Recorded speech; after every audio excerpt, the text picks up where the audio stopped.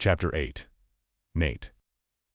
I take a swig of my beer, feeling a stab of annoyance as the mask itches my nose, like it does every time I move my face in any way whatsoever. Stevie wrangled me into this mask in the cab ride over. It's a cheap thing made of some form of fake silk, the kind that crackles with electricity and will no doubt give me an electric shock or turn me into a superhero if I don't pick my feet up properly when walking on any carpet.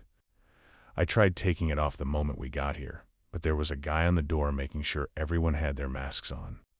I did wonder for a second if Stevie had booked me into some sort of sex party. I know I've told him I'd like to meet someone, but Jesus, that would be some level to go to just to help me out with some matchmaking. We're now standing at the bar, both swigging beer. The ball is set up on the top floor of the hotel, which is sandwiched behind a load of clubs in Soho. All the walls are decorated with blood-red drapes, and the tablecloths are sleek and pearly with mountains of decorations. Milling around the floor are the other guests, standing in groups and delicately sipping from champagne flutes. Unlike me and Stevie Witt, our cheap, static masks, their masks are crafted to their faces, curling around their eyes and made from a sturdy, customized plastic. The room is pretty full, and each person looks more expensive and important than the last. I'm amazed we got in so easily. Sweeping across the floor are various waitstaff, all dressed in smart trousers and waistcoats with fake knives sticking out the back of their necks. They're not so subtle. Nod to Halloween. But it's the performers who are the most eye-catching. They're towering over the crowd of guests in stilts, some bent in two with a set on their arms and their legs, dressed in incredible jet-black catsuits. Their stilts are covered by huge streams of fabric, and their heads are entirely covered in masks. They look like some form of mega-species that's the product of a bat mating with a giraffe. "Do you reckon you could do that?" I asked Stevie. "What?" I nod to one of the performers who prowls past us both. Stevie watches them. I can walk very well in heels ichno. I take another swig of my drink. We're gonna have to dance soon, Stevie raises his eyebrows at me and I huff into my beer bottle. Fate dancing, I know. Sadly, I was the only one to be gifted in that department. I shoot him a look. Stevie wanted to arrive at the ball early to make sure that we got in okay.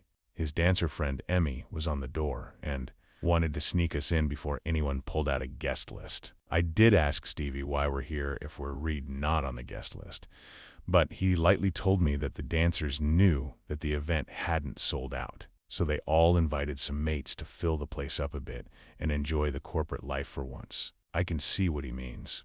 Every waiter skimming past is carrying a tray topped with bubbling glasses of something expensive or little that seem to change with each circle of the room. We didn't even have to pay for our beers. Stevie just took them from the bartender and turned away, almost expertly, and nobody said anything. I tried not to scoff in Stevie's face and hand over my card, but he shot me a look which told me all I needed to know. It seems that everyone here is so rich that they don't need to spend any money at all. Hey, maybe that's how they all got so rich in the first place. I give my mask a tug as a flock of women swan past us, all dressed in sleek gowns. Earlier today, I looked up Aunt Tell's address on Google after Stevie left the flat to go out, and I worked out my route to get to her house in Epping tomorrow. I've decided that if I'm going to turn up unannounced, I need to do it politely. So, I've planned my journey to arrive at 11:30 in the morning, laden with flowers and cake and a big, "Hey, look at this, your nephew is in London," smile. Stevie used to say how she never did much when he was living with her, so I'm hoping that I'll be a welcome surprise, which feels a bit presumptuous considering she spent the past few weeks ignoring me. We can spend the day together chatting and reminiscing. I've only met her around 8 times in my entire life, so God knows what we'll reminisce about. But I'm hoping my visit will end with Aunt Tell being so full of nostalgia for her childhood that she'd be with me on the first flight back to New York to see Mom. And there we have it. I can go back home, Mom will be happy, and everything will go back to normal. Well, not this current normal. A better normal. The normal we used to have.